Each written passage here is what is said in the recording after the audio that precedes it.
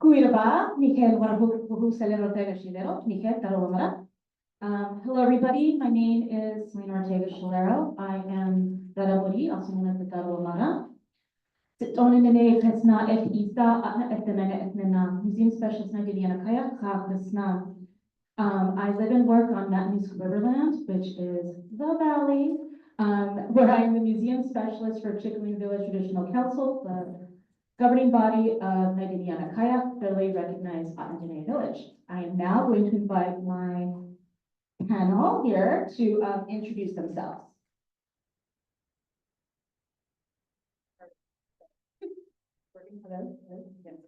I'm Angela Linn. I am the Senior Collection Manager for Ethnology and History at the UA Museum of the North. We're located on the Trochida campus of the University of Alaska on the traditional lands of the Dene of the Lower Tanana River. I'm Angie Demma. I'm the Director of Collections over at the Alaska Native Heritage Center. And I work on and live and play on the lands of the Dena'ina people in Alaska, or in Anchorage, I should say. Good afternoon. I'm Monica Shah. I'm the Deputy Director of Collections and Conservation at the Anchorage Museum, and I'm on Dena'ina land. And I'd like to thank Selena for joining us here today. Hi, my name is Amanda Lancaster. I'm the Curator of Collections at the Alutiiq Museum and Archaeology. Start working. Oh, No, I can't. This one's off. Try that one. That's not working.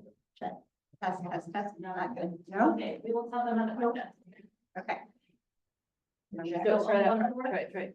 Test. No. Test. No. My name is Amanda Lancaster. I'm the Curator of Collections at the Alutiiq Museum and Archaeological Repository in Kayax, Alaska. I also serve as the repatriation coordinator for our region, and I live and work on Alutiiq land. They need to be like 2 inches away, basically, real close. Wenidan and Stoga, Bethany Suzette Linn, Aliaska Etchen, Benta Isa. My name is Bethany Buckingham Follett. I'm the curator at the Wasilla Museum and Visitor Center. I am on Dena'ina lands, but we work with our Atna partners as well. Thank you all, ladies. So today's program, the way it's going to work is I will be asking the panelists a series of questions. Some of them will be directed to certain individuals, basically based on their expertise and experience. And then we will follow up with a Q&A session. So I ask you all to please refrain from asking any questions during the panelists' questions, just so that we can make sure we hit all of our questions. I'd also like to kindly remind you that when having conversations regarding museums and Indigenous communities, it tends to evoke a lot of emotions. We want this to be a safe space, so please be respectful of one another and be considerate in the responses and the questions that you ask, because we're all here to learn. So for our first question, in the book Decolonizing Museums by Amy Lonetree, she establishes that museums can be very painful sites for Native peoples, as they are intimately tied to the colonization process. As institutions that are part of an industry that has not always had a positive relationship with Indigenous communities, how do each of you begin building relationships with your local Indigenous communities? For some of you, this means the need to repair relationships, while for others, it means getting community investment from perhaps a more reluctant community.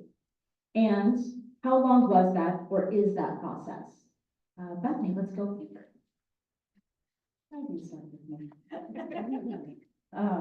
So my process, so I've been at the Wasilla Museum for about 17 years, and my process started 17 years ago. I was trying to work with Connect Tribe, and they were going through a lot of change, a lot of turnover, and so it was always, I would start a relationship with somebody, but then they would change. So then it was restarting the relationship with somebody and change again. Again, it was one of those where you have to be patient, you have to wait. It's on their timeline, and they have to be the ones that want that relationship. So fast forward, basically, ended up working more with Atna, with Angie, Angie Wade, and with Chickaloon. Started getting involved with that, learning more about the land I was on. And again, I was a new person coming in 17 years ago, didn't know much about Alaska or the indigenous peoples here.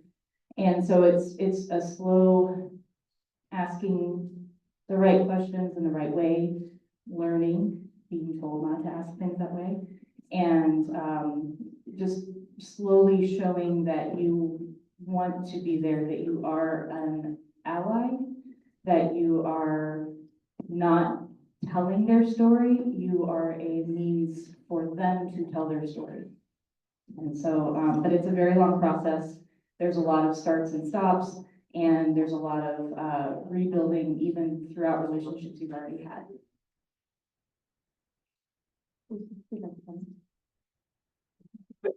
All right. So I'm very lucky being at the Alutiiq Museum. I am at an institution that is native led. So I was coming into their space, not the other way around. And so, and I've been given such incredible kindness and patience and grace as I've made mistakes and continue to make mistakes. I've been there 8 years and I still say and do wrong things occasionally. And just not getting defensive about it. Being able to be corrected and take it with grace. Sometimes I'm corrected so gently, I don't even know it until later. And like, that is like, I'm mentioning a recent situation. And so it's just always growing and molding yourself to that space and not trying to force the other way around. So like Bethany, I started at the Anchorage Museum about 17 years ago.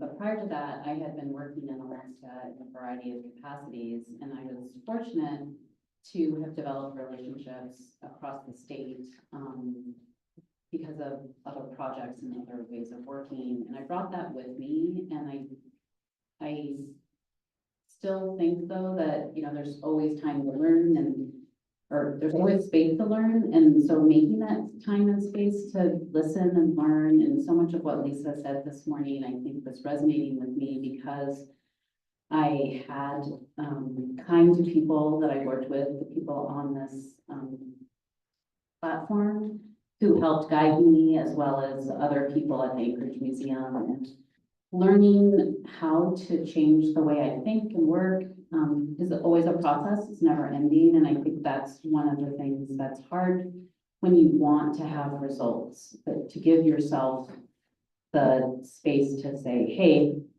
you need to stop and actually take time to work on the relationship and not have a goal for the relationship. And I take that to heart with the work I do now, and know that those the foundation was laid many years ago. And so I'm really happy that I had people at that time.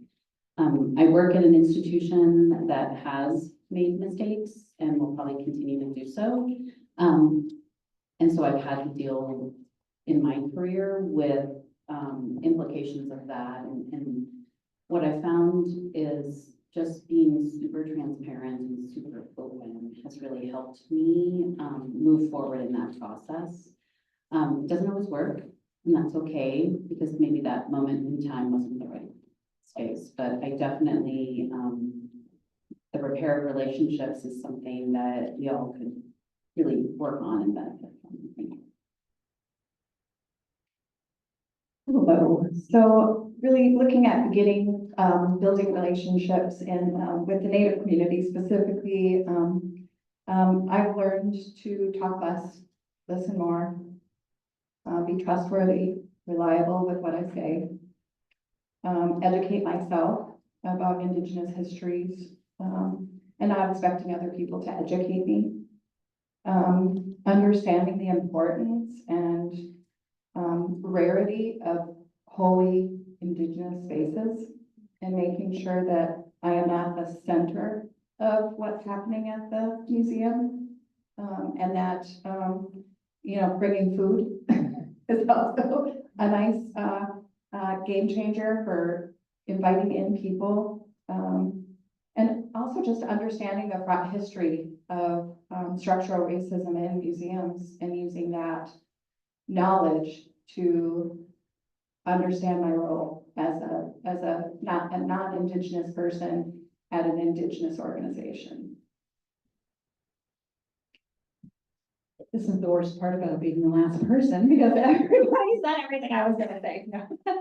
So I'm lucky enough to come to the UA Museum of the North behind at a time when some folks who had done a really amazing job of fostering and creating and fostering relationships. Terry Dickey, Wanda Chin, Molly Lee, Aldona Schneider.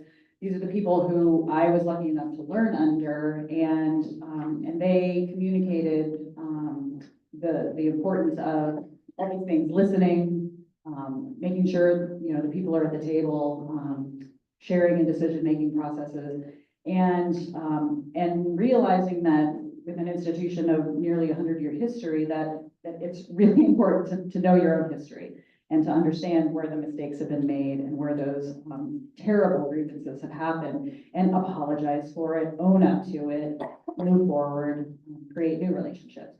And so that's what we've tried to maintain, the ones that were created by, you know, the incredible staff that came before us. And then the idea of staying at one institution for a long time and being that trustworthy person that people can say, oh, you're still there? Oh, great, I need to talk to you about this and that. And so I really value those long-term relationships in the museums, and many, you know, we can hear it up here on the stage, that's a really important part of creating and maintaining trust, and continuing those relationships. Thanks, Angie.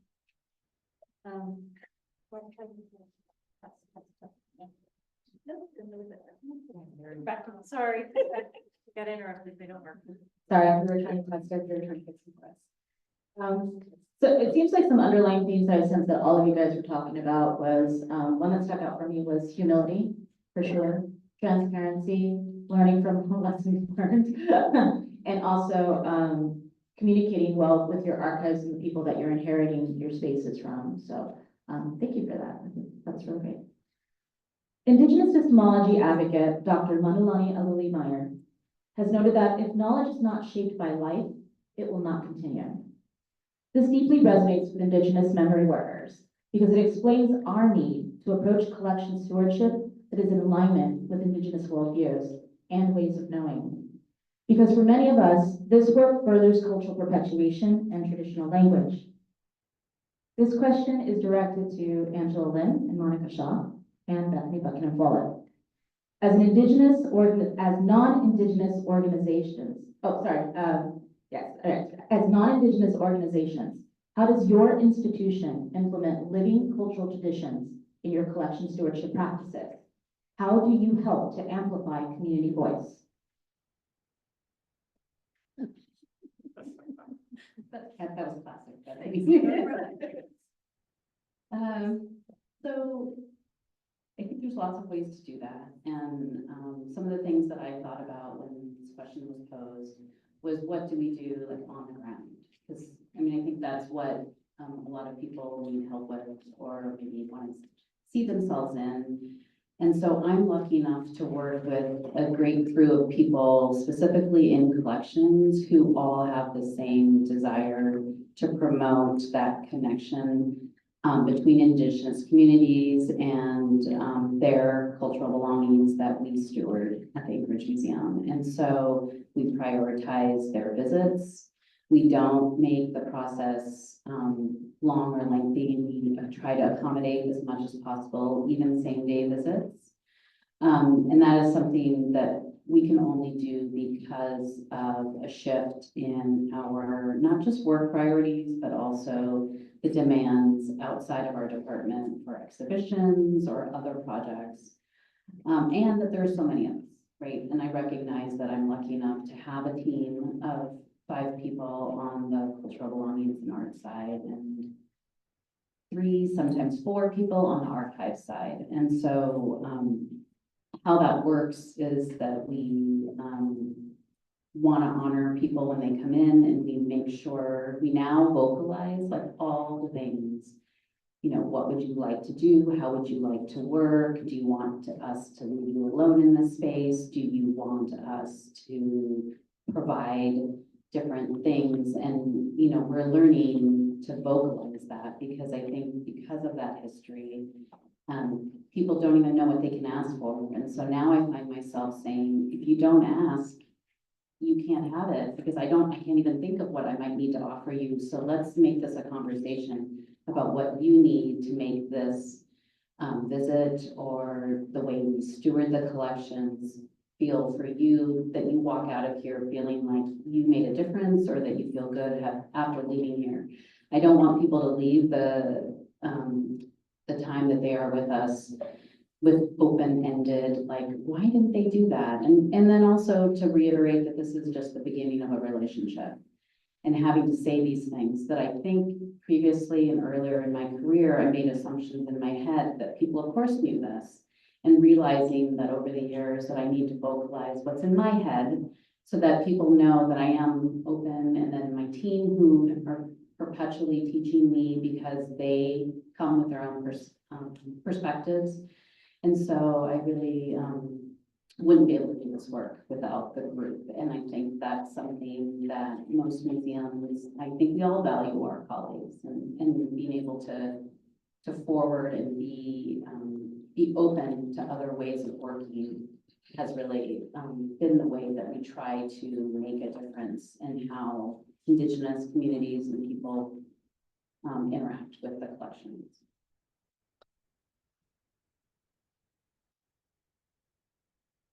So I had learned that I thought I knew a lot about collections care when I came in as a museum professional with a graduate degree. And I learned that I need to keep learning and ask questions and then follow up on those answers. Take action when you're listening. And so through the process of doing NAGPRA work, doing NAGPRA consultations, and being asked about and talking about traditional care practices specifically, it's been really, it's really empowering for people to be asked that question and then tell the answers and have the staff at that institution then do those things that they tell you to. So if someone tells me, you as a woman can't handle that object, have a man in the archaeology department come and handle it, put it in a box, we put a sticker on it, and the women do not handle the piece. So it's not giving lip service, not saying, okay, sure, we're gonna do that, and then doing whatever we want. So actually live those actions that you say. So that has helped to promote that trust and show that we are willing and happy to follow those practices, even if they're not your own. I think that that's a really important thing. And then asking about, we, as a research institution, we say, oh, we have all this information and we want to share it. And if people are generous enough to share it back, we are really happy to include that information and then ask if they want that attributed to them as an individual, to a community. And so always, I like to take my notes and have it all written down, but making sure it's okay to write it down. As a public institution, those can be requested in a FOIA request. So if that's private information, we need to be able to record it for the community if that's what they want, so that future generations can know that that's what the elders came and said, but not necessarily making it accessible to everyone, because we don't all need to know that information. So listening and acting on those actions has been a really important role for me in learning through this process. Okay, and I will try this. Okay, are we working so far? All right. So being at the small institution, I don't have a lot of staff. It's me and one other person. Megan, thank you very much for being with us. So basically the stance I took from it, and it's because of these long relationships, I have friendships outside of the museum. So I'm learning a lot of things, not museum based, by having these friendships, and they'll inform me as to things I should or should not do. They also give me opportunities to take classes to say, hey, maybe you need to look at this, maybe you need to do that. So I was able to take a few classes from the Institute of American Indian Arts in Santa Fe. I couldn't remember the first name. So was able to take some classes from there, rethinking my museum training into an Indigenous viewpoint towards collections, that they're not just objects, they're living things, they have spirit, they move through. I was able to take language classes, which helped me understand as we learn the word for, which was, the moccasins and the boots, how these things live and breathe and move forward. And so it's that information that helps inform me that I then get to work with the tribes to explain to our visitors coming through. The other thing is giving space.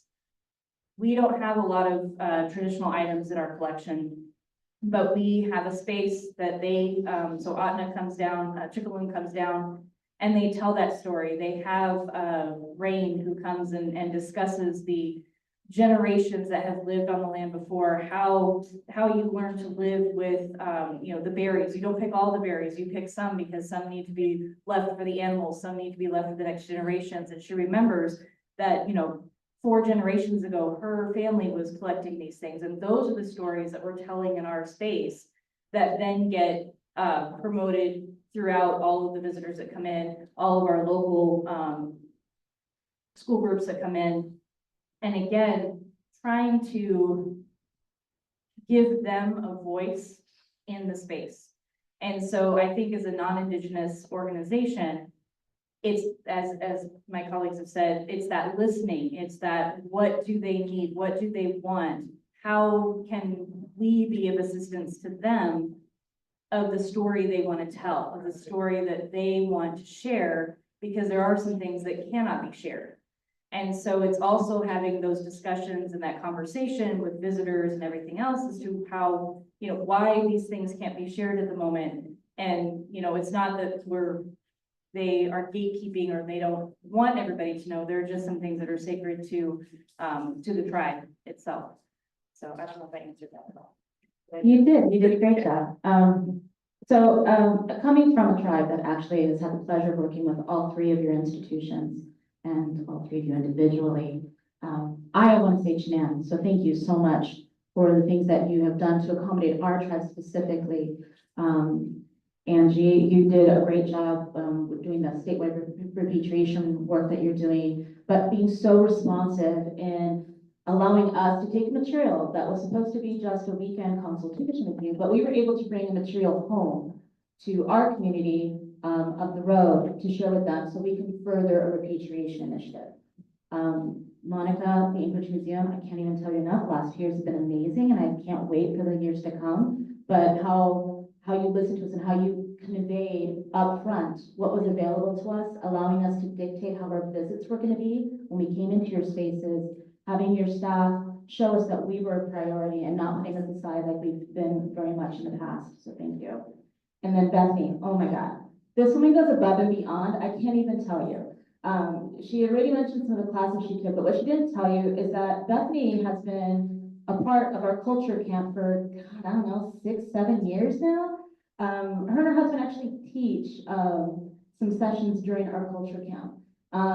This is a relationship that goes above and beyond. She comes to our elders lunch. So she's showing our community that she cares. And she's showing our community that she wants to learn and she wants to integrate these lifeways into her spaces. So thank you all very much. Extending this conversation thread now to Angie Demma and Amanda Lancaster.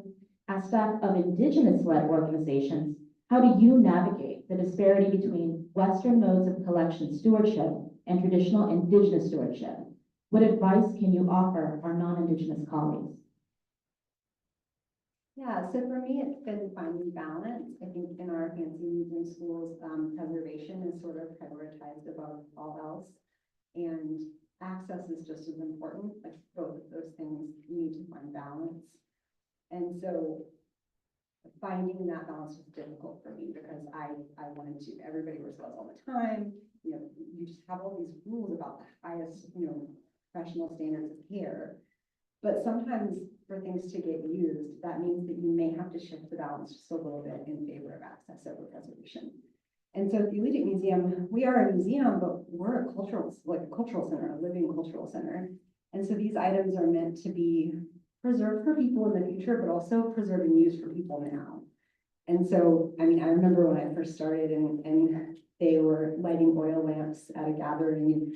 I was so afraid. I was terrified. I had a fire extinguisher like a couple feet away. Like, I was so extra about it. And just like, that's such a bad message to send. You know what I mean? Like it gives this impression that that is wrong or dangerous, and it's not. You make these decisions about providing access, and then you just sort of, you know, if you are afraid of having a flame in your museum, you have a fire extinguisher somewhere else, you know, like that you can access quickly. But just finding that balance and making sure that things are accessible for people. And when you do, you get the opportunity to see people joyfully interact with objects of their nature. And I'm always learning from other people around the state. I'll hear something that Angie Demma does, and I'll just like pilfer that idea. And it's still it's a challenge that I still struggle with, just always finding that balance between preservation and access. I completely agree. So radical access, I think, is my motto. And making sure that everybody who asks me to see something will see it eventually. And being as accommodating as I can. And again, much like Bethany, really small institution for the collections. And so that takes putting aside other projects. And really making sure that people understand, I know where my priority is, I know what my role is in this institution as a non-Native person, working with Native belongings and taking that to heart. I think also understanding, you know, the Indigenous perspective that things are living and making sure that that those things get to visit outside, they get to go places and they get to be touched by people from their area, especially, of course, with clean hands. But you know, thinking about understanding who owns those objects really, and who should own their own heritage, and making sure that I'm accommodating that first and foremost. I think, you know, understanding that objects here in Alaska, a lot of times are utilitarian, so also being used. And we do have different collections, types of collections, based on whether they're used a lot or not at all. So we have an education collection that the public can act with. So it's important for our institution as a living cultural center that people see things being used that have been used for generations. And so making sure I understand that and make those things happen. You know, it's also, of course, at the same time, important to remember accreditation and other markers of meeting standards of the industry to provide more opportunities for our institutions. And really that balance that Amanda's talking about is not an easy one to get to. And it, you know, over the last 20 years, my thinking has shifted immensely. And thinking about, you know, really my role is at the center of that. So I think that's good.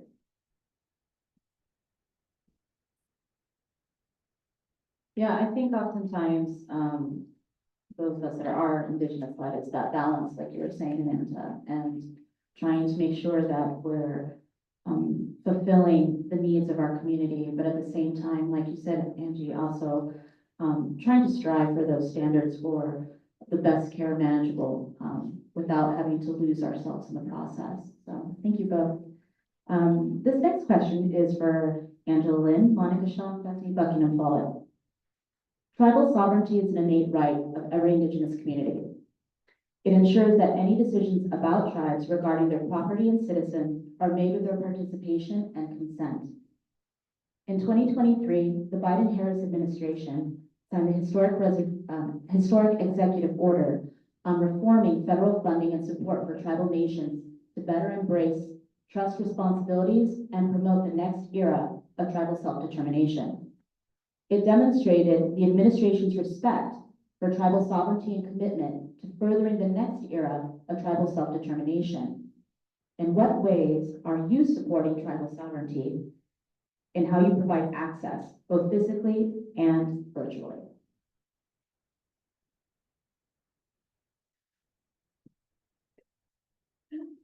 So as a state institution, we take it to heart that the collections at the UA Museum of the North belong to every person who lives in Alaska, and therefore the access should follow that.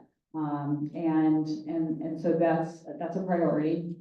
Absolutely same day service if we're at the phone, and someone shows up, that you drop those other tasks.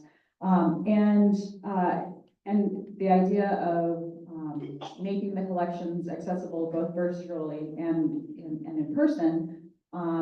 Our collections database is completely online. Every piece of information that we have about the collections are there for everyone else to see, unless, of course, through consultation, we have been asked to not share that information. And so the balance of transparency with sovereignty in control of their own intellectual property.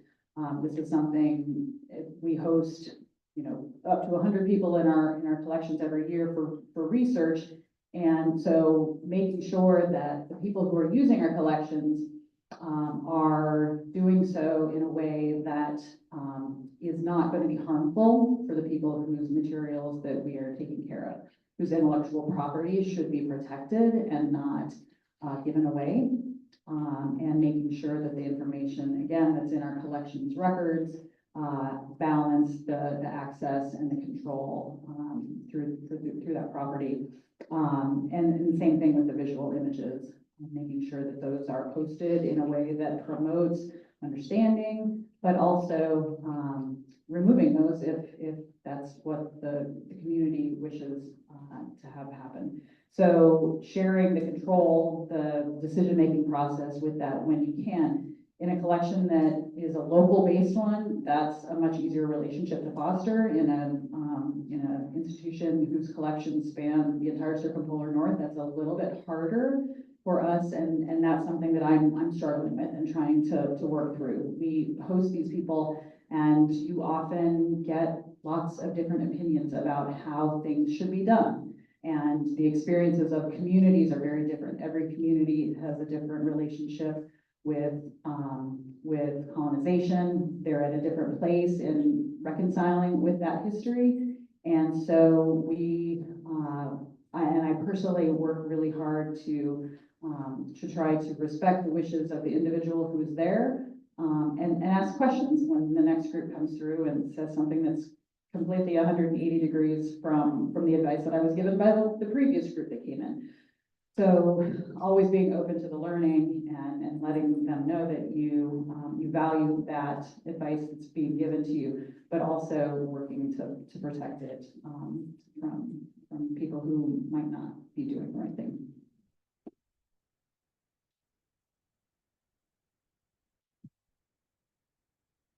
So I would say that I'd like to share two projects / thoughts around this, because I think I'd like to share a success and in progress, perhaps slightly failure, but in the upward moment or momentum, I would say. So I was lucky enough to work with Selena and the Chickaloon Village Tribal Council and the native village of Chickaloon on a project where we kind of explored this idea of what would it look like if our museum released and really truly thought about tribal sovereignty over their collections that we happen to physically hold and steward. And this idea that ownership isn't the traditional Western sense of who owns the title, but who truly owns the items that we steward. And I feel like that's a success, that we're in progress. It's not perfect. The project had a title, Virtual Decolonization Through digital virtual repatriation or something like that. I don't know, but it was a while ago. We were lucky enough to get a grant to help support that project, and now we're looking at what would that look like, because even then, when we started talking about the project, the goal has been, in my mind, for me personally, is what is true repatriation and the return. It's not just the intellectual control of these items. And so we're working through that, and I feel like we've made really great inroads around that, and that the tribe is being able to make decisions about who has access, which items should be restricted at a community level, village level, what should be restricted to an OTNA level, and what might be open to the public and to everyone else, and how that might look. And we're working through that process still, but we've made great inroads, I think. One of the other things that you mentioned, Angie, that I think about a lot, and I know my colleagues in my department, and we're working through this right now, is this idea of all the intangible. And I know we all think about preservation and access, but I really encourage you all to sort of look into this emerging world in conservation called intangible preservation. And it is that idea that if you don't have the preservation of the relationship and the connection between a cultural belonging and the community of origin, you don't have preservation at all. And it's an emerging field, and there's a lot of young conservators who are committed to that. And I'm really proud to say that there is a big movement in the field, and it's looking at these best standards, and it's really reevaluating them to really acknowledge the importance and the equal weight of those relationships. And so along with that, and along also with the new NECRA regulations, it was a chance for us to reevaluate.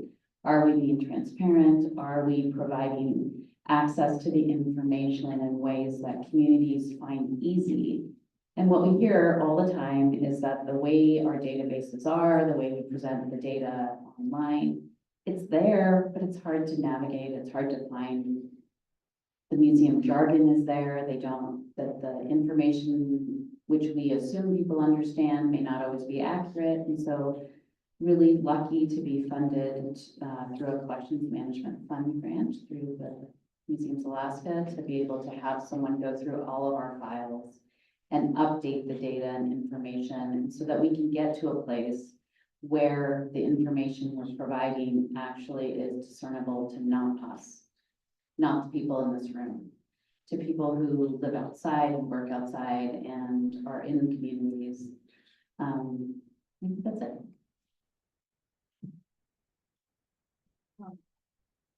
I don't think I have much more to add, what they do. Again, I'm a small, city institution, so I have the fun local government level, and dealing with tribal government gets to be a lot of fun.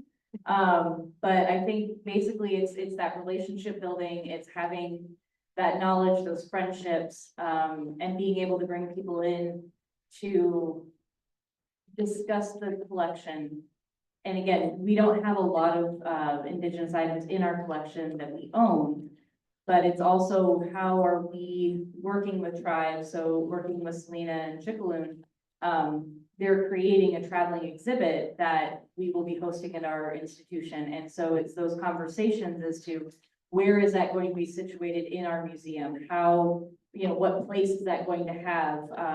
I believe at the end, there's going to be a part that will be left at our museum to tell the story. And how do we build those relationships, not only with Chickaloon, but also with Kayax, so that we're telling both stories, because they are two very different tribes, two different languages that we're working with, two different thought processes that we're working with. And so it's, again, that relationship, that open listening, and just being able to tell the city entity why you're doing what you are doing, which is a lot of fun, because they're like, well, we just do it this way. No, we're not. This is why we have to do these things. So it's a lot of, again, it's conversations, it's the relationship, the understanding, And so I think that's how, you can, physically and, virtually provide that access, is again, just making sure everyone's on board, everyone agrees, and then we have that. Yeah, and actually, some of the images that are in that exhibit were ones that were digitally repatriated from the Anchorage Museum. Angie, I wanted to say I appreciated how you brought up the complication of when you're working with different Native communities, how sometimes they have disparaging ideas or concerns about access, because that definitely happens. It's not just between different cultural groups, but it's sometimes within the same cultural group. As Monica can attest, she has been navigating that between Otna and the Naina for sure, because we all have our own ideas. Our communities have their own ideas of how they want things to be shared and accessed. Also, Monica, I wanted to say thank you for the responsiveness and when you guys are on your database, on the materials that are uploaded and the metadata. Recently, we at Chickaloon, our TIPA always goes through digital databases all the time. I get texts from her. I've gotten texts from her during this conference of things that she finds. And one thing we found recently was the Anchorage Museum actually had an image that they didn't know was online and it shouldn't have been. And I reached out to their archivist and it was down within the hour and she took care of it. And she has since corrected it and even flagged it and changed some of the metadata. So the responsiveness, that goes a long way. I can't even tell you, knowing that we can trust you to listen to us and to take action when it's necessary. So, Jan. And this question is for everybody. Many Indigenous communities practice the Six Nations, seventh generation principle, where we are guided by the understanding that the decisions we make today must be sustainable for generations into the future. For this reason, tribes often put many of our resources towards supporting our youth and their development. How do each of you support young tribal community members and or Indigenous emerging professionals?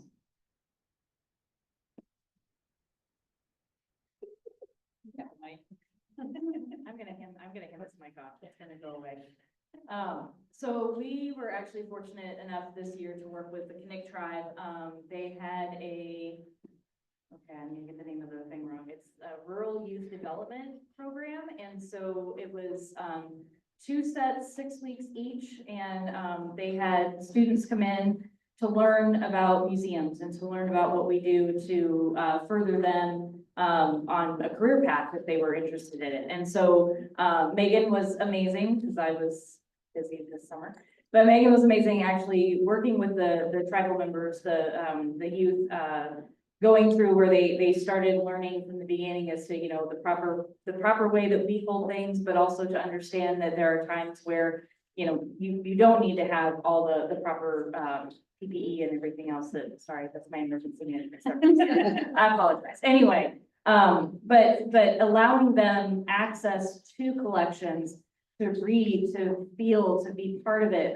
Some of the conversations that came out from the students were, they were reading letters from back in, I think, 1950s, and then there were some that were 1898, and they were looking at stuff, and they're just like, well, they're not really different than us. I'm like, yeah, but ages has gone by, but we're still human. We're still having this experience. This is what we're doing. So having that experience was fun with the students. The other thing that we do is we had members of Chickaloon that came down and they were doing they had tour guides that would come down. And so we had 2, were they recently high school graduates or were they? Yeah.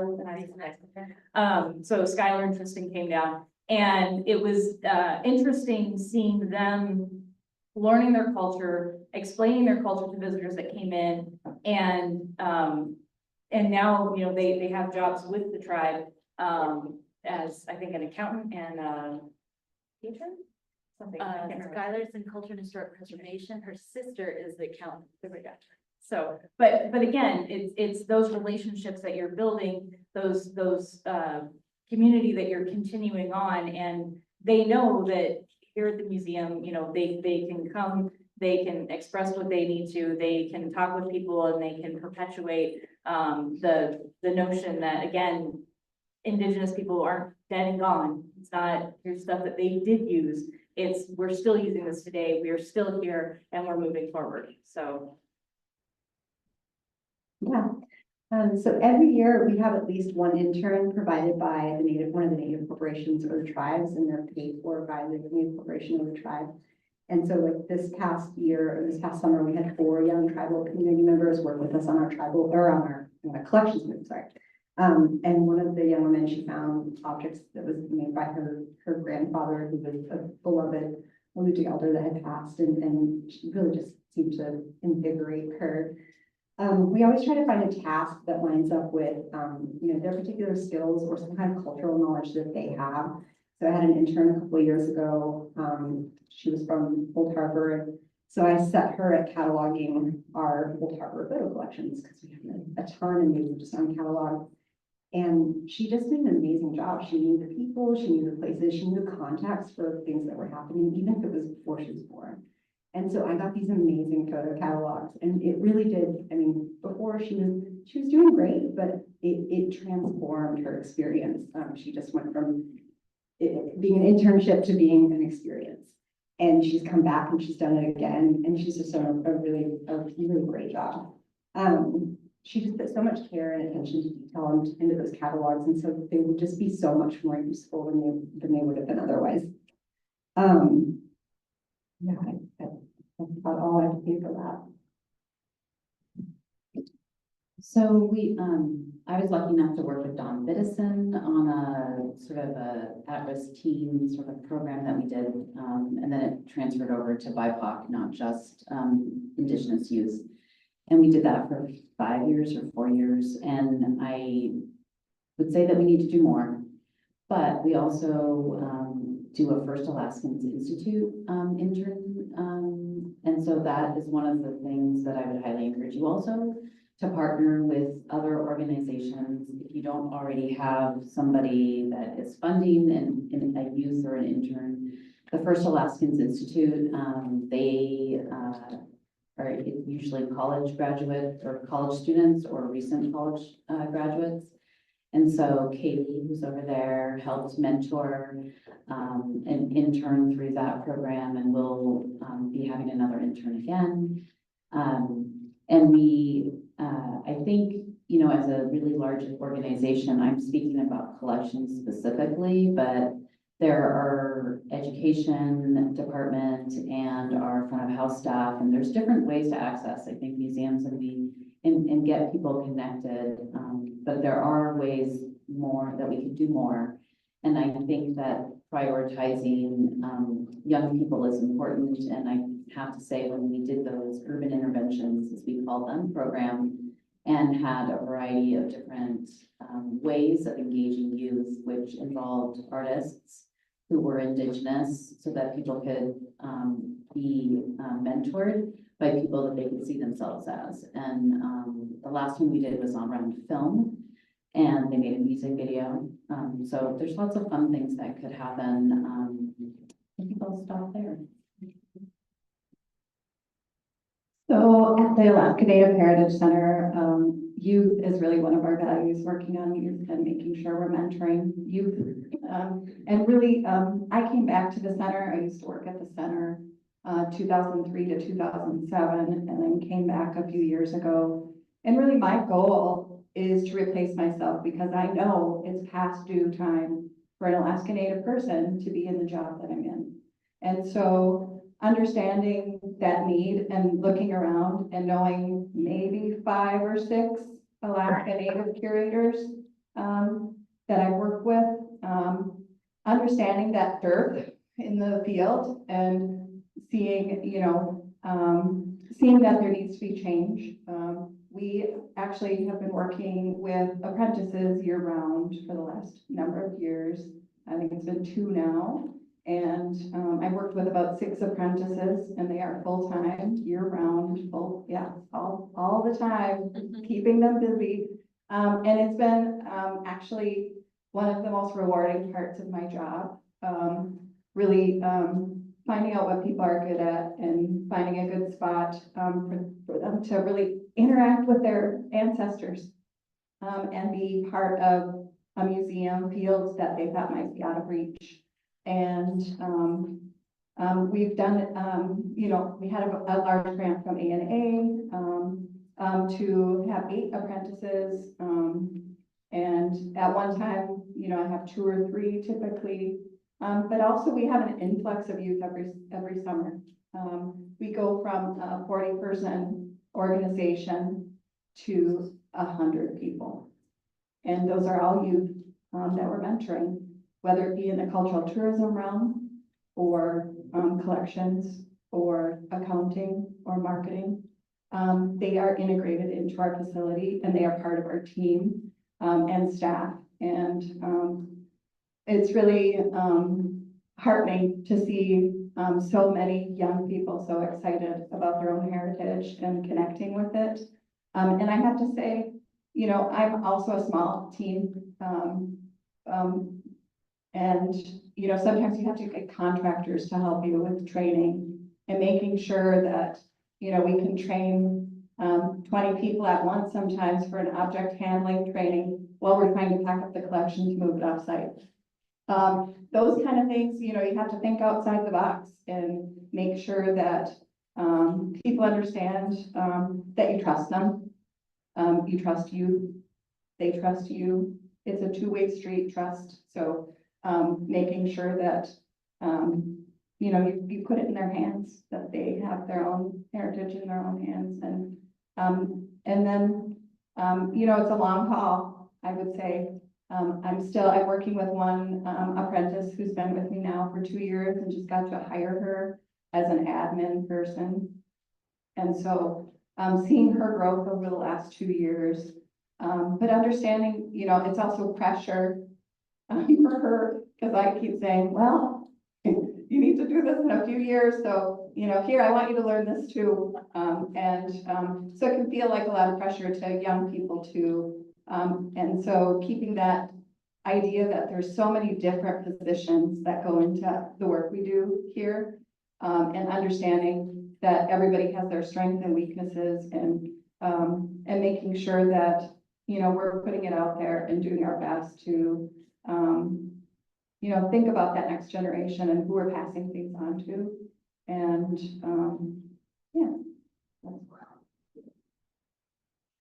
Working for a university, this is a fairly easy lift for us. This is a core function of our parent organization. It is a core function of our primary mission. So most of the work that happens in our collections are done by students.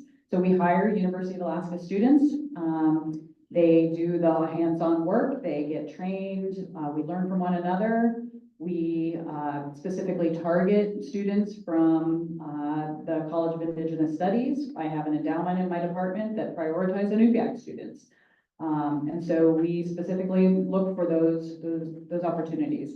Because a lot of the work that we do, of course, is grant funded, so we always put in tuition money for students to take our museum studies course.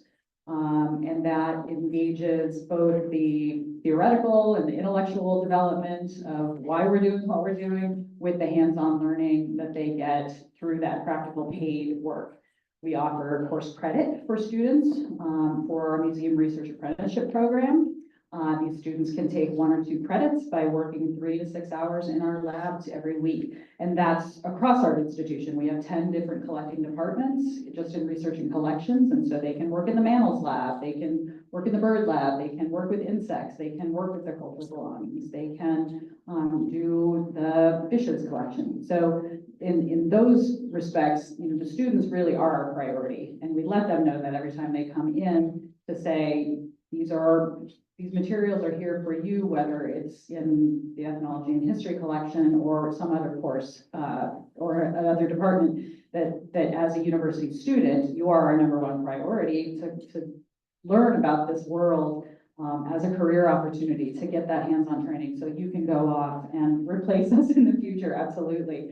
But also thinking about all the other positions that exist within museums, whether it's in visitor services or exhibition and design or development, working with those students to find their strengths and their interests. So this is something that I feel really fortunate, and that idea of having those kids discover materials in your holdings that, their auntie created that basket, or their grandfather, made that boat. So that light that comes on, it's super inspiring and, keeps us wanting to have that as a priority. So, this is something that at the University of Alaska, at UAF, becoming a leader in Native education is a priority. And so we're always trying to find out how we can help, further that goal, that strategic goal for our institution.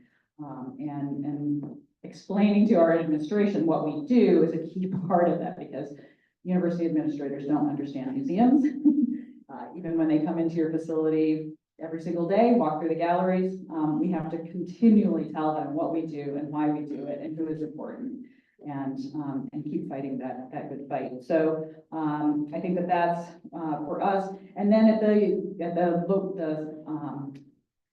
K-12, level, of course, always promoting science fairs, Alaska History Day, involving, Indigenous stories in those projects, Indigenous approaches, Indigenous, ways of looking at the world, so that the educators at that level understand that this is valid information, this is a valid way of thinking about the world, and doing what we can to support, the normalization of these practices, at those different levels, so that when they get to the university level, they're not feeling like this is something that they have to teach us. So that's something that we've been working, on that as well.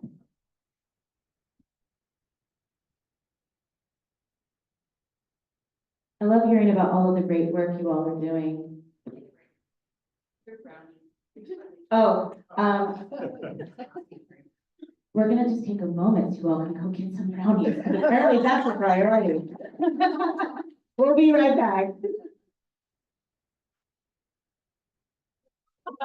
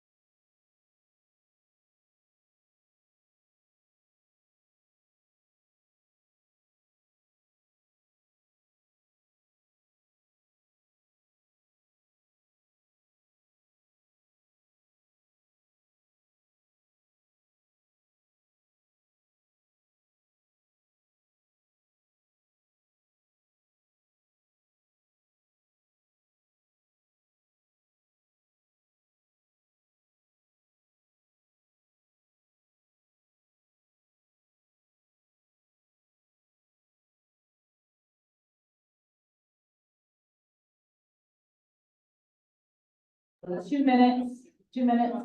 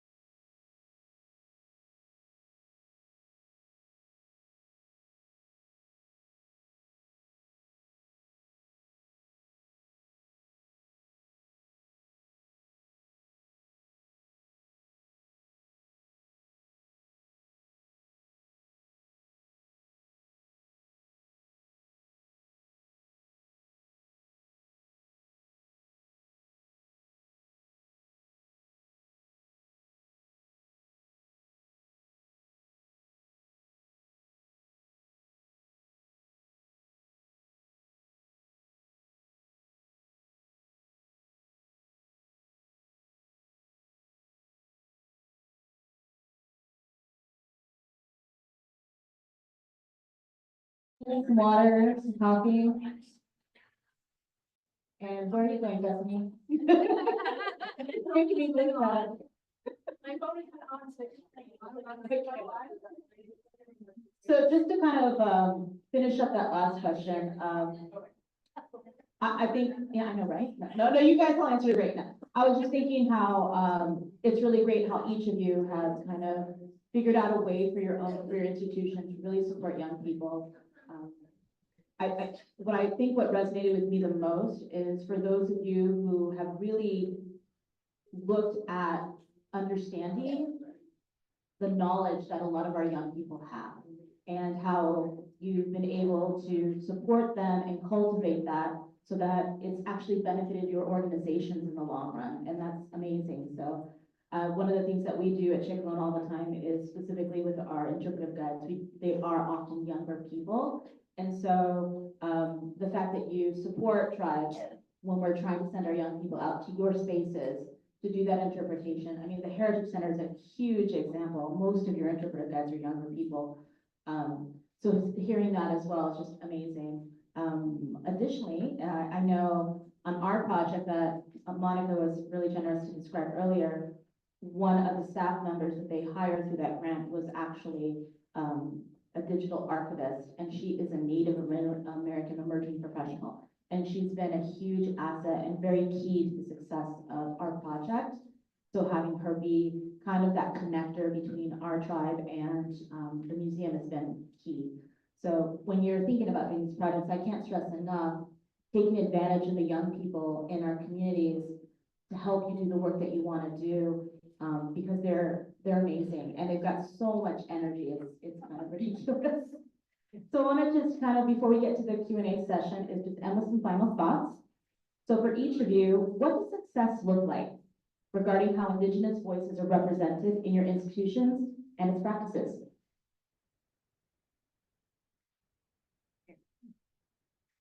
I'm not sure I'm gonna answer that, but there's a couple things that I didn't feel like I touched on and I would like to share. So one of the things that you can do in different maybe parts of your careers, I'm at a place in my career that I'm able to, and I have the support of my director to support other Indigenous institutions. And so one of the projects I mentioned is with Chickaloon, but I also work and help the Native village of Quinnahock.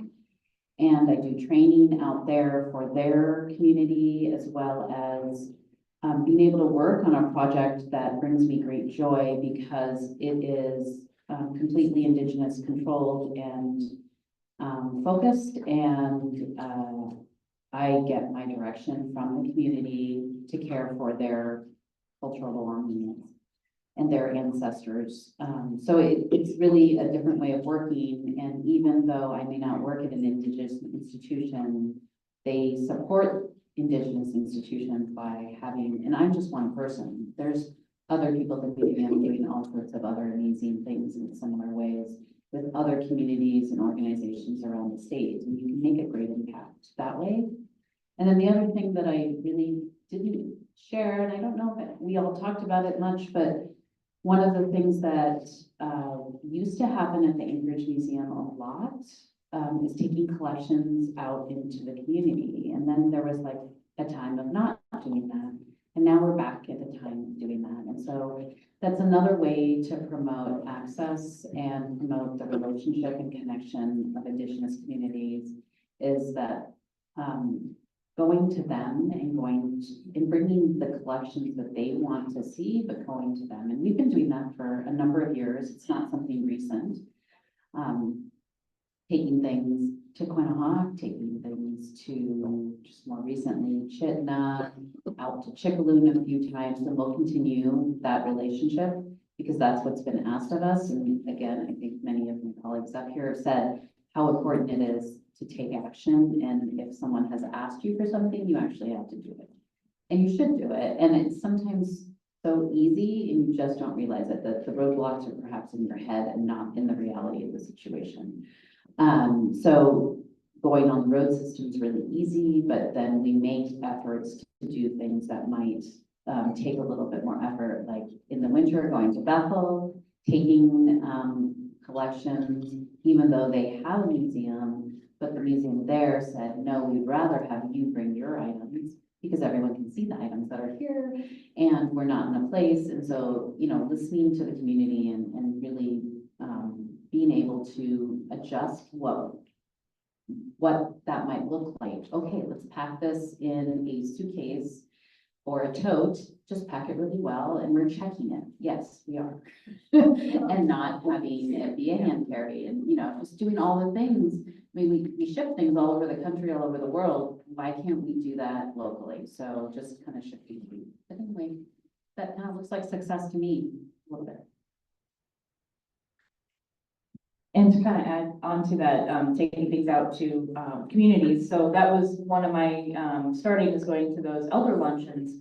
And it started where I would take our collection pieces that I had no idea what they were. And I had all these elders who would sit there and be like, oh, I know what that's to fix nets, blah, blah, blah. This is how you do it. It was a wonderful learning experience. So those outreach, not only, you know, you get information, but it's also, you know, memories for them. They get, and then all of a sudden this whole treasure trove of information comes out.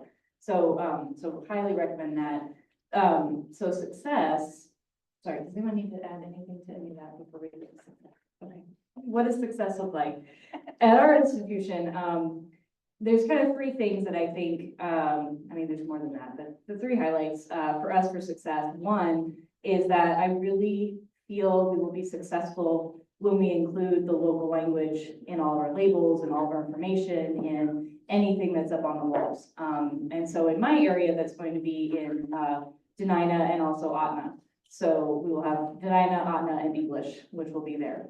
And making that a space that our community members breathe I guess, rebuilding, reinforcing their culture, can come into a space and feel welcome because the language is there. And so they are part of that space. Second success, I would say, is that continual relationship building. And that we do have this understanding with local community members, Indigenous, non-Indigenous, and having those conversations together. And then I guess the third success would be that those relationships, that knowledge, that information will continue after I'm gone. I know I've been there forever. I really don't want to be there, or, I don't want to become part of the exhibits. That's my hope. For that. But my hope is that what we're doing now and what we're setting into place will maintain and be able to be maintained by those coming behind us, whether they're new to Alaska, as many of you are here, or whether, they've been here forever and they're just taking that position on, or whether it's our young Indigenous youth who are becoming those new emerging museum professionals, which I am very excited to have. So that would be success at our institution. So I'll go. I had a couple of things come up for me. One was more practical and one is more philosophical, and Bethany actually touched on one of them already. We just moved into a new collections vault within our building, and it's great and I love it, but I need to put up drawer labels, and I really want the Alutiiq language to be reflected on the drawer labels. I want it to be a place where when you think of an object for a word, you think of the Alutiiq word. So instead of a headdress, you think of the chalk. So that's kind of a very practical thing that I think we can do easily. The other thing is more philosophical, and I don't know how to quantify it really. But I want people to feel like our collections room is their space. I want them to know they don't need a reason to come visit it. Like, if you just want to come see your grandfather's kayak prow, or visit artifacts collected in your village, or just to be in the space. The collections room is locked, and I have keys. But I don't want to be a gatekeeper. I want to be an access provider. My job is to make sure things are safe and secure and tracked and pest-free and clean. But also I want to make objects available to people, and just the space. It's not just the objects, it's the space. I'll just say that I would ditto.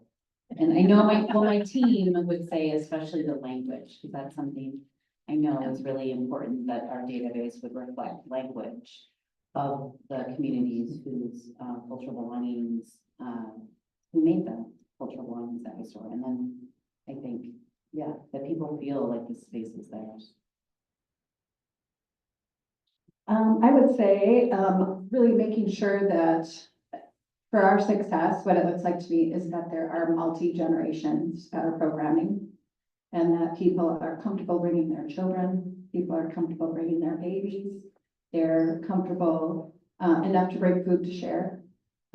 Those are some of the successes I see. And then, more on a personal level, I think I just recently put down a line in the sand to say, I refuse to write any more labels and have ideas coming from a non-Indigenous source in this building. Drafting them from my lens was an anthropological Western lens. And so working with those youth that we're working with, they are now writing all of our label text. And so I think that's a recent success in our realm. I think language, of course, we're always trying to incorporate as part of our standard for our labels, to introduce the piece in its own language. And then in parentheses, saying which language that is and what it means in English. So making sure we know who the priority is at the center of our label writing. And then the other thing, of course, is that people tell you what you're doing wrong. That's one of the first signs that I knew I was doing something right. There was crickets before that, nobody was saying a thing. And it took probably a good year or two of nothing, just silence. And it's when that first person comes up and tells you that is so wrong, and I'm so offended, and making sure you take those things in, realize it's not a personal attack.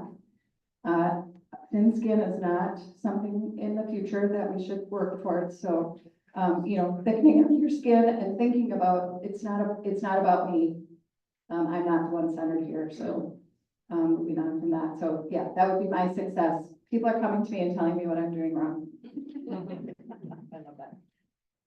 As a state and federal repository at the UN Museum of the North, we have the great honor of being asked to care for the materials that are returning to communities. We are being asked to be the repository for some of those communities because there's not a place that the communities, that many communities across the state feel comfortable having things that are being repatriated, things that are coming from other countries. And so this is something that we realize that we are being trusted now to a degree that we hadn't in years past because the tribes are coming to us and asking us to serve in this role. And so that was really rewarding and a real eye-opening moment to say that we're doing something right if they're asking us to serve in this capacity. And so given our space and our staffing diversity at the museum and those pre-existing repository agreements and understanding the rules behind those agreements, that's something that I definitely see as a success. Yeah, I'll just say that that's it.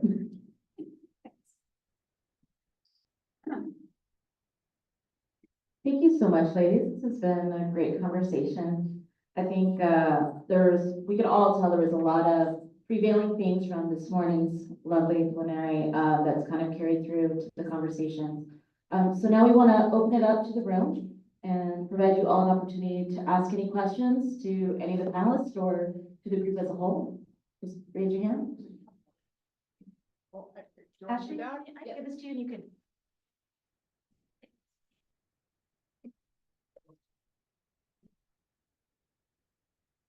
I'd first like to thank everyone for this wonderful presentation, discussion. It was refreshing and it affirmed some things for me and it opened my eyes on some things. This question is for Monica. I learned something new and maybe I haven't had enough coffee and maybe or something like that, but could you expand on intangible preservation? And how is that? Is that a digital replacement for a thing? No, is it working? Okay, is this working? Yes. Okay, I'll just talk louder. Good. Thank you. So the concept of intangible preservation is that if you think about a physical item, whether that's a piece of painting or work of art of paper or a mask or a basket, that's tangible. That's something you can physically touch. But the intangible, it doesn't mean the digital realm, because that is considered also kind of physical. So in the conservation world, that's called electronic media preservation. But yeah, so intangible would be the content, the intellectual content that is connected to an item, as well as those relationships. So the relationship that a community or an indigenous person or any community, so for us, that might be, the early founders of Anchorage, or it might be the school teachers today, or, there's just all the different kinds of ideas of community. But right now we're talking and we focus on indigenous communities, federally recognized tribes that have connections to the cultural belongings we steward. So it's that relationship. Just have one follow-up on that. I promise not to pigeonhole you. So we're all talking about, museums and cultural objects being primary sources. And also today we have the concept of 3D printed things and AI things. So I was wondering if it related to, say, reproducing a thing. The phrase intangible conservation does not encompass that, no. At least not the way my colleagues and I who've been discussing this talk about it. I have more, but I'll ask you later. This question is kind of just for anyone. It seems like you folks have a really good existing relationship with your local tribes. What would you suggest for someone for an institution that, historically does have a strained relationship? And where do you start with that?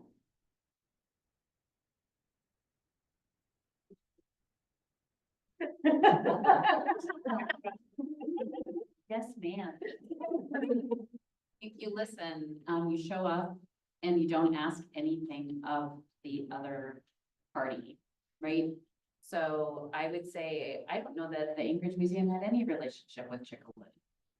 Chickaloon contacted us to purchase images of their own community for an exhibition.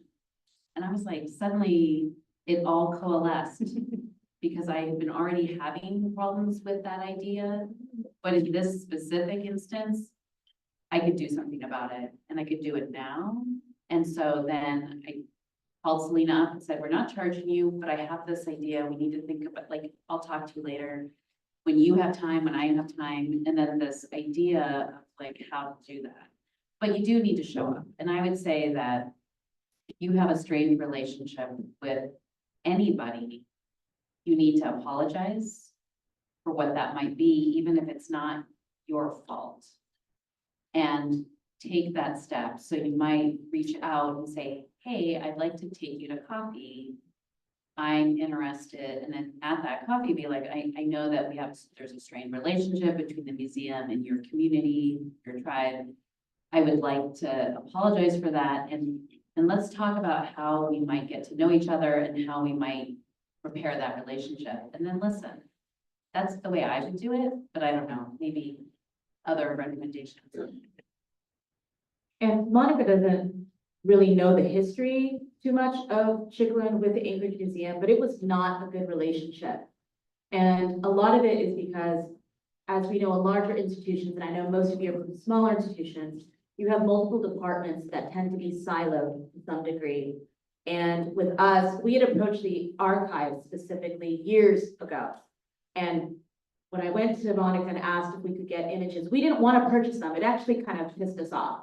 But previous relationships with several archivists before were saying that we had to purchase the rights to those images to be able to use them in an exhibit. And luckily for us, Monica saw that communication and she responded in kind by getting straight back to me. And then she proposed the project. It wasn't even on our radar. She proposed it, asked us what the museum could do for us. And so we laid it all out there and then together we collaborated and created the project. But it wouldn't have happened if she wouldn't have taken the steps to reach out to us. So I would say from the tribal perspective, you need to step up and you need to just step away from the fear you may have and approach the community. And yes, you may get, we don't want to talk to you at first, but you need to just keep coming back because it's not their job to reach out to you. It's yours to reach out to them. And you have to do it from a meaningful place.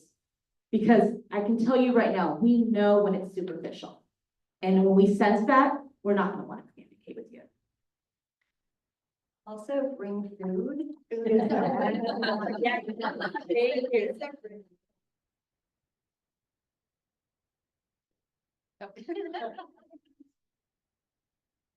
All right, I'll move on to the next question then. Which thank you all for your contributions so far. I'm gonna change the topic a little bit.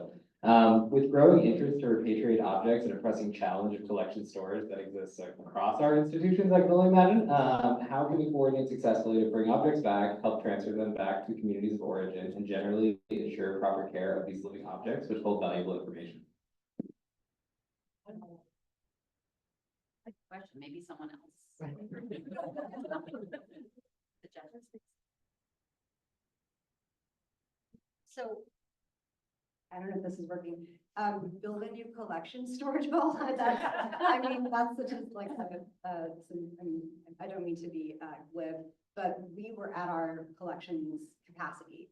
And now we are not because we have a new collections vault. And so it's timed so perfectly because we are starting to get contacted about objects returning. And so, yeah, the new vault. I'm sorry.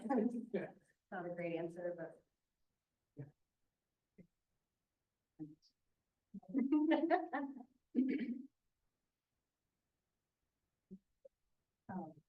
I guess the other, it's more of like starting those discussions, and maybe that's what Museums Alaska needs to.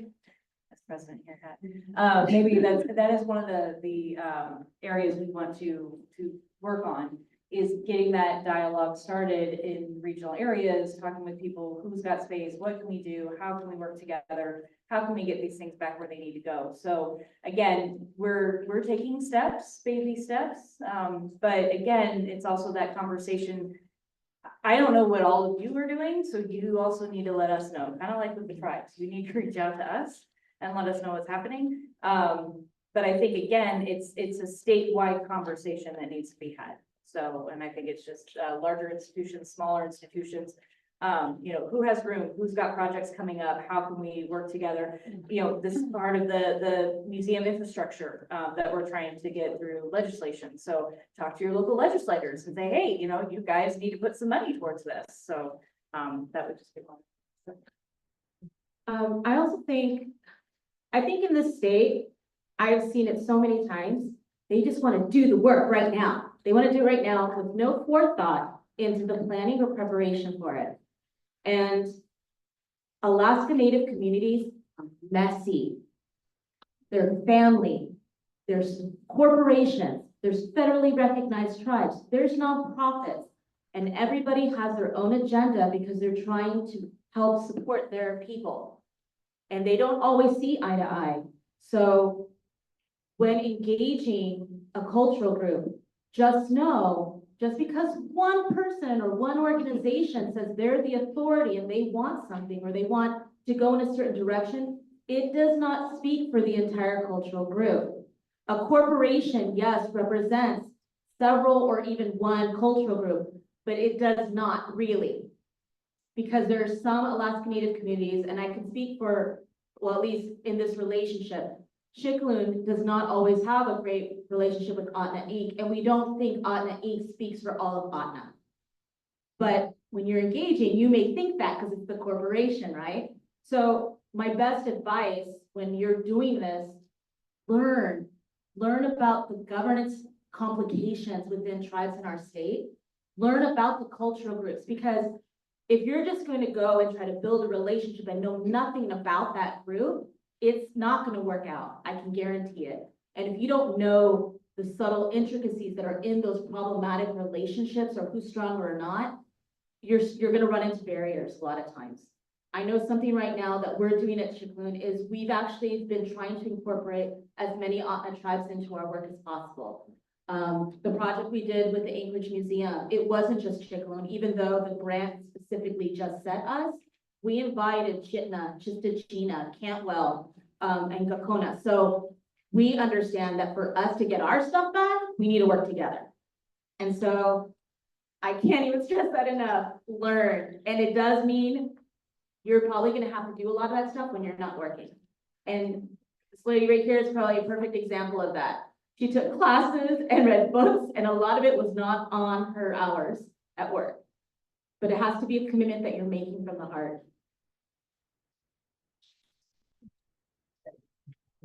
To give a little background to that question.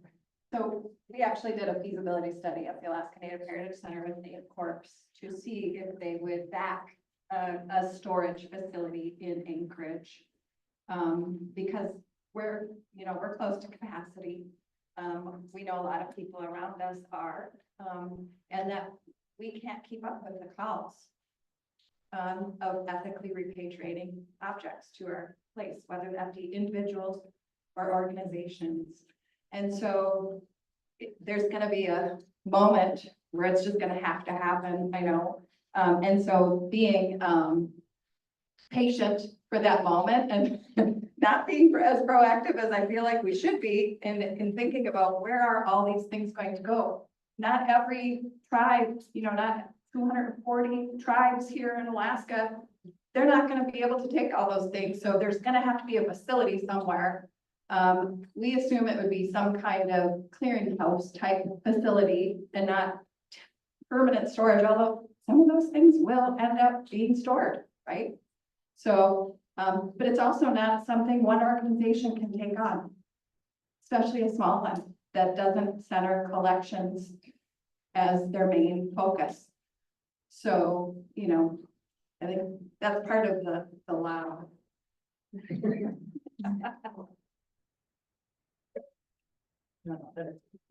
And my again, sorry, my other hat, my emergency management hat. As we're looking at these and we're taking these things back in, we also have to look at where it's gonna be situated with the issues we could face in the future. You know, is there flooding, the earthquakes, the Typhoon Merbok, those kind of things. So we also have to be, what? Volcanoes. So we do also have to be looking at that and having those discussions as to how are we going to not only get them back to the communities they need to be in or maintain them, but how are we going to protect them if we have some major disaster?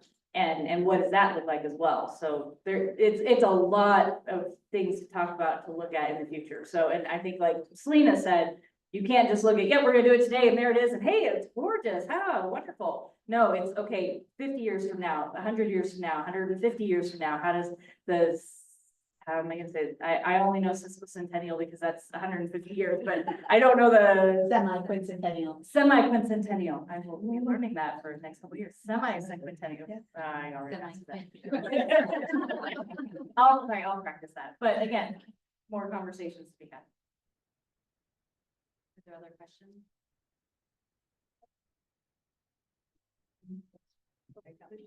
We have one in the back. Sorry. Over here. My question is about, well, beyond collections. All of you seem to be doing absolutely fantastic work about caring for and access to collections.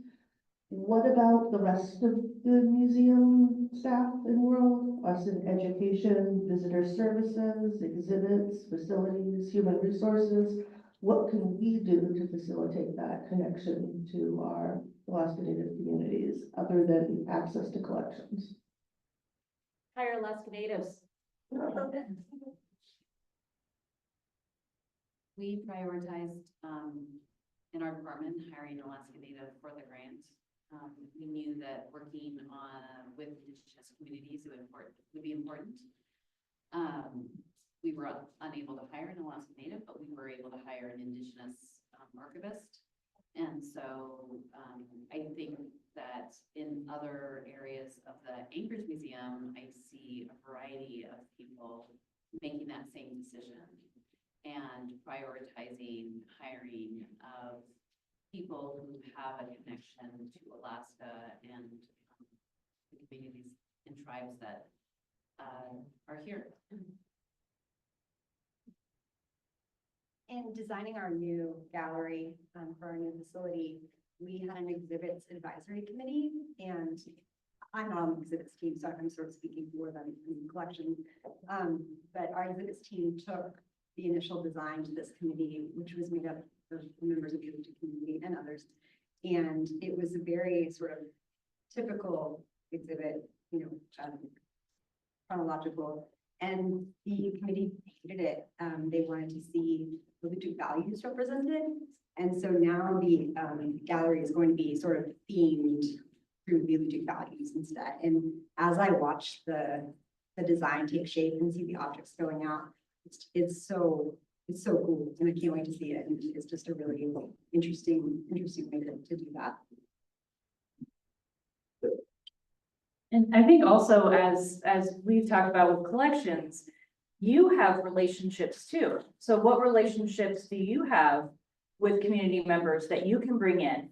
How can, you know, if you're seeing the collections with access and all these, get to know your collections people and say, hey, can I talk with so-and-so? Can we work on, you know, a tour or getting information or those kind of things? So again, it's that relationship building, and it's not just a one way, it's within the department. Now I can say this because I wear all those hats, Megan wears all those hats, so we talk to each other every day.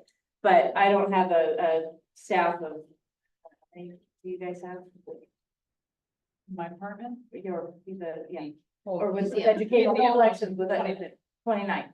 So 29, so you're trying to get 29 voices, but those are also 29 opportunities of who they know in the community to bring in that information. So it's just starting to talk. One of the things, I was invited early on by Chickaloon to go to at the Alaska Native Heritage Center, how to work with Indigenous community members. And it wasn't a, hi, how are you? I'm so-and-so and this and that, depending on the culture that you were. So it's also, okay, I know so-and-so who can get me in touch with so-and-so who can then start this question. So it's these relationships as to, okay, and that's how I got into Chickaloon, was because I knew Angie. She would tell me who I needed to talk to, what I needed to do, and how I could work through that. Then as those relationships built, then they were like, hey, you know, why don't you take this language class we have coming up? Why don't you do this? Why don't you do that? So as you guys are looking at all your organizational areas, look at your friends, look who they can get in touch with, and also talk to your collections people. How can they talk, or who can they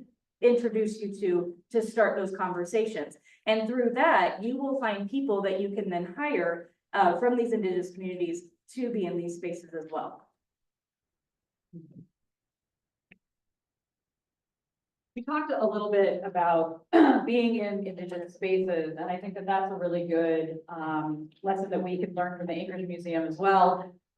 Going to places like the Alaska Federation of Natives annual convention and being there, being present in that space, and hearing what the impression is of our institution. Emily, you joined me last year at AFN, and it was a really fantastic experience, and hearing just the needs that people have, their general impression, and so going out and being in those spaces, sharing the work that you're doing, integrating the different educational, the ways of learning, and supporting you know, the Indigenous education values in the way that your docents are taught, the way that your docents then convey that information to school groups that come through.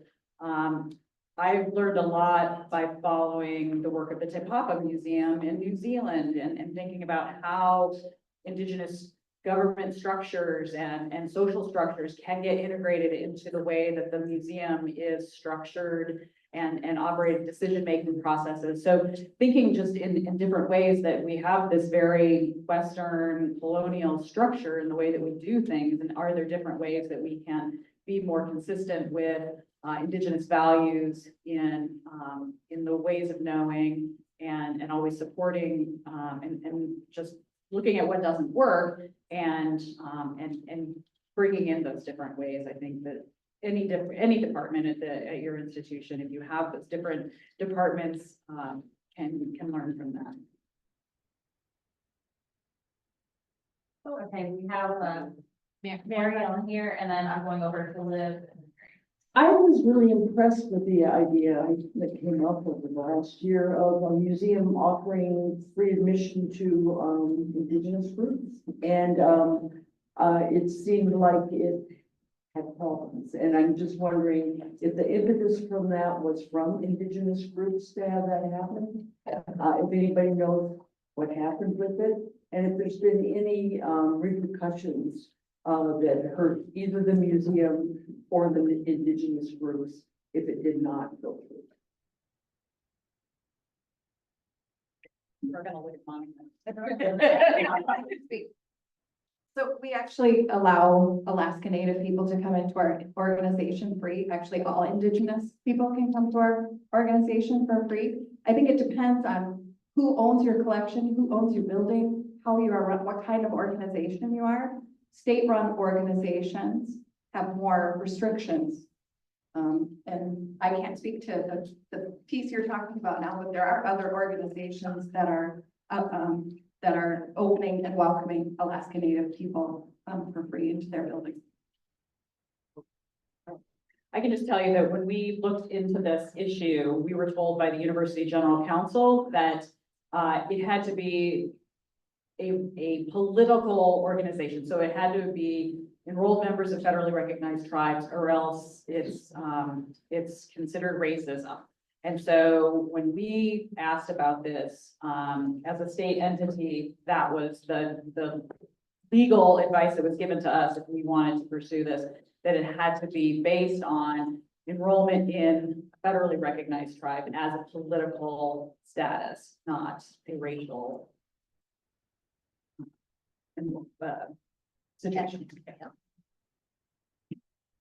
I think you're talking about the Anchorage Museum because we did roll out January 1st that we were open to all Alaska Native people for free admission, and we quickly had to roll that back for a variety of reasons, not pleasant, not really appropriate to share.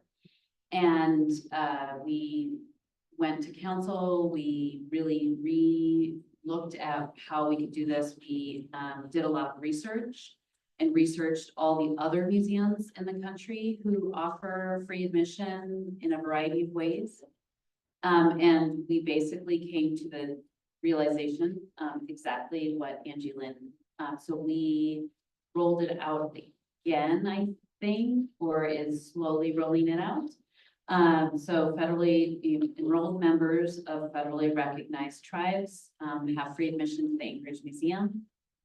And as a political group, that's a protected class under US law. The other is not. And so we are working towards that. We also, though, want to honor and make sure that we can honor the intent of that free admission. And we have a lot of great organizations that are offsetting the loss of revenue that the Anchorage Museum will incur. But we also, the board took a leap. We didn't know really, because we don't have data about the people who are paying admission or paying for memberships or any of those sort of things, because we don't collect data on people's ethnic background when they come into the museum. And so I'm hopeful that and I'm very pleased and proud that we are doing this again. And we're also going to start collecting data around zip codes around this. So they've had to change I don't know what the system's called, but like the point of sale system, for the visitors service, the people at the front desk utilize to collect data around that, so we can actually see who is coming into the museum and utilizing those programs, because there are organizations that specifically want to support Indigenous admission, and we want to figure out a way to do that. So I think we're hopeful that we have found a path forward and that will continue. But I will share in 2 years at the next conference. We have a question here already, and then going to Mary, and I'll try to get to that. This is a relatively quick question. I wanted to jump back to Dr. Angela Lynn's example about handling items and doing so in best practices and respectful practices. You mentioned explicitly not handling items because you're a woman and making sure you're following those practices. And so I'd like to broaden the question out to especially those of you who work at smaller institutions. How best do we follow these practices and make sure we maintain respectful practices when our staffing may not be set up to have other members of a department who can step in when we can't, for example, follow that practice is, just an example.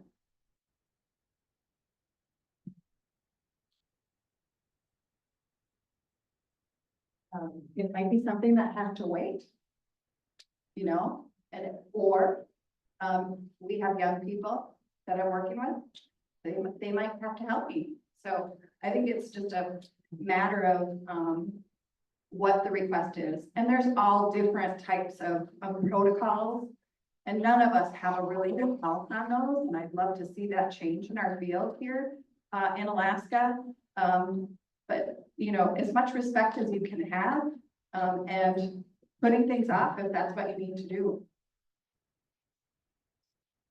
We recently welcomed the Russian Orthodox priest from Goldstream Valley, came into our collection with his son, and we talked about Russian Orthodox materials as sacred objects.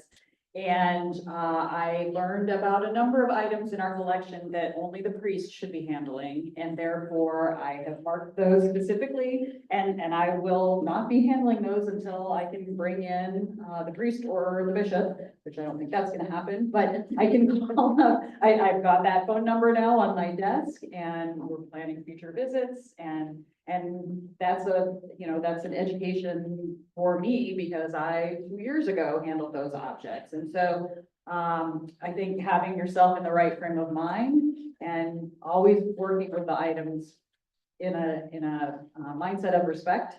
And calling in those folks who provided that information to you as your official handler maybe for those items.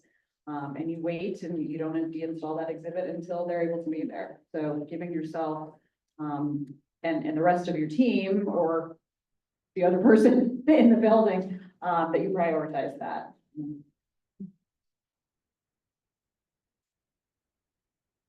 Thank you. Next question is from me, and first I wanted to say thank you, British Chief, so much for this panel discussion. I'm just so proud of all of you. And it feels like a direct response to Lisa Sasaki's beautiful image, her chart, the slide that showed a chart of, the spectrum of engagement of your community. I was struck by that slide, and it went from, well, you can think about it, and then the next step is to have an advisory group, and then the next step is to have actual communication, and then, the end step that was on your slide was empowering. But what I hear all of these collections folks on the dais saying is not just empowering your communications with Alaska Native people, but to forefront their voices, and I so appreciate that. I also wanted to offer from the State Museum just this idea that we realize that we've been doing for the past couple of years, almost self-consciously, in answer to your question about how can other sections in the museum respond more appropriately, visitor services or exhibits. And one thing that we have done, I have not been part of this necessarily, but our exhibits team has realized that when an Alaska Native artist is granted a solo show in the temporary galleries at the State Museum, if we can, we not only bring them back to collections and say, have at it for as many days as you'd like, pull open the drawers, here's a pair of gloves, or don't use the gloves. But one of the things that we did when Donnie Varnell, a Ketchikan artist who does formulating art, one of the things that we offered Donnie was we realized we had an empty gallery near his solo show gallery, and it was going to be empty for as long as his solo show was up. And so our exhibits team, with the blessing of our chief curator and the conservator, said, do you want to go into the collections vault and choose some of the items that have been inspirational to you in your art? And he did. And so he curated not only his solo show, but the entire next temporary gallery next to his. And so it brought in actually a lot more people who were not necessarily Donnie Varnell fans, but came in to see the formaline art that had inspired his art and hadn't been out of collections vault for a long time. I also wanted to offer an idea for to trail on to what Selena said and also Amanda said about hiring Alaska Native people for your staff. I've been a hiring manager for the past 30 years at the State Museum and have entered numerous, shall we call them, spitting matches with HR over appropriate language to use in recruitment bulletins. And HR has been traditionally very restrictive, but over the years, I've been able to work up language that favors recruitment of Alaska Native people, but also passes state HR. And so if you want that language, call me or email me. I can send it to you. And then the last thing I wanted to just mention, and then I'll get off the horn, is that be careful what you wish for. Bethany, I so value your wish to put the Atna and the Denina names first, and then the English name, and everybody on the dais who is forefronting the Alaska name of the object first on your labels or your collection vaults. And with the new State Museum, when we opened in 2016, we had that vision too. We wanted all of the new displays in the permanent gallery to have the appropriate Alaska Native name for the object first, and then the language identified, and then trailing that, the English translation. And so Sarah Asper-Smith, if she's in the room, was integrally involved with our curator, Steve Henriksen. That sounds funny, but I assure you it was good. They actually took some trips around Alaska and also did a ridiculous amount of emailing with Alaska Native culture co-curators, asking them not only what names to use on the labels, but which objects to exhibit, right? And so we had very firmly committed to this. And in each region of Alaska, we're lucky enough to receive all kinds of information about the Alaska, the correct Alaska Native name for names for different items. But then the following. Our curator of collections was on the telephone one time with one of his informants, a longtime Tlingit friend of his, Harold Jacobs, who has a wicked sense of humor. And he said, Harold, I'm looking at this beautiful Berners Bay headdress, which is made out of dentalia. It's collected just a little bit north of Juneau. And Harold said, yes, I know the one. And Steve said, well, I need the Tlingit name for it. It was from Berners Bay, Jim's family, and I need the Tlingit name for it. There's crickets on the other end of the phone, just dead silence. And Steve said, Harold, did you hear me? I need the Tlingit name for this dentalia headdress. And again, dead silence. And finally, Steve said, can you give me, I need to know what you know, and what should we be putting on the label? And Harold said, Wasilla. So Steve said, okay, how do you spell that? And so he spelled it, H-E-I apostrophe, and on it went. So Steve dutifully took it down. The labels went to the printer. We adhered them to the inside of the glass-fronted cabinets with permanent adhesion. And on one of the first tours of our galleries in 2016, there was Hans Chester on the very back of Steve's tour.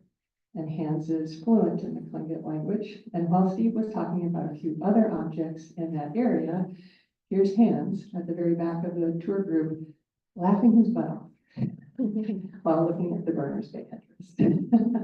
And so after the tour, Steve went up to Hans, and I was listening in because I knew this would be good. And Steve said, Hans, what are you laughing about? Did I say something wrong on the tour? Because I really would like to get these things right. And Hans said, he just pointed at the Berners Bay headdress and he said, do you know what your label says? And Steve said, oh, no.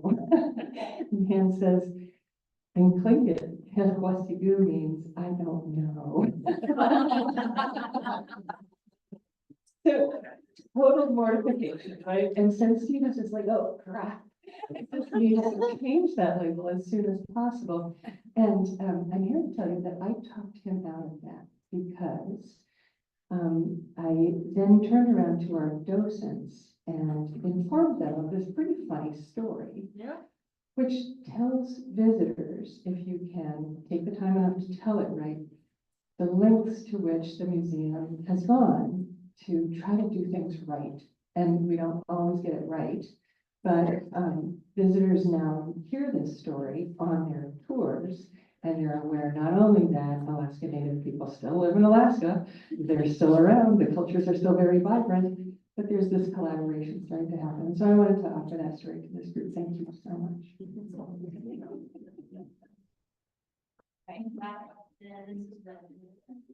Thank you.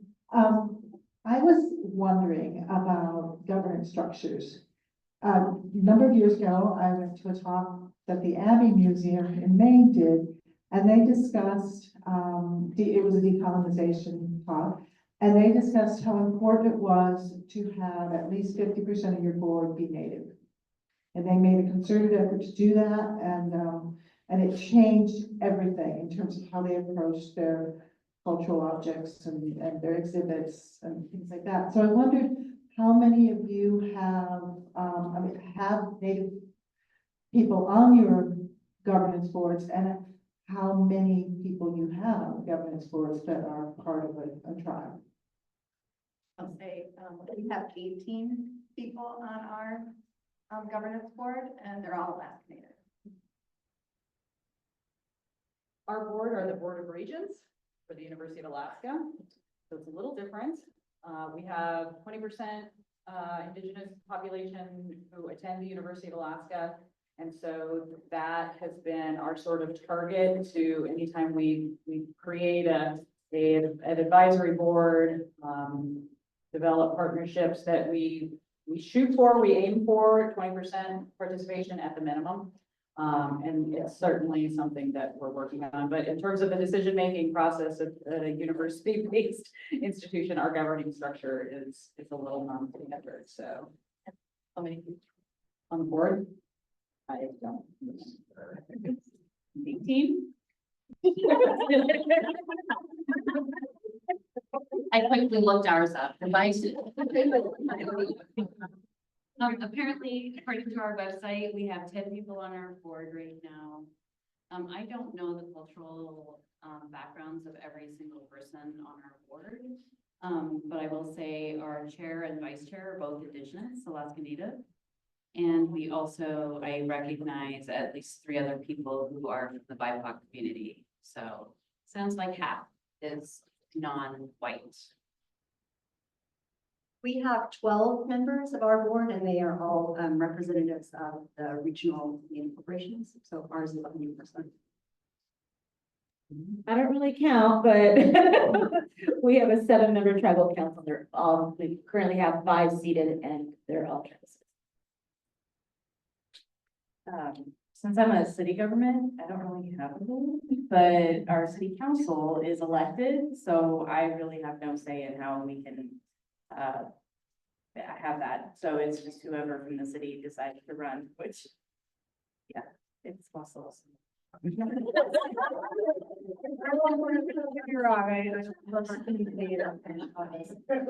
With that, I will say I am kind of a subversive a little bit because I do a lot of things up to a point, and then there's a lot of work I have to do to get some people to understand, and sometimes I have to just do it and ask permission or ask forgiveness later. So yeah, I would love to have more, but I have to look at my community makeup. So there's love and work.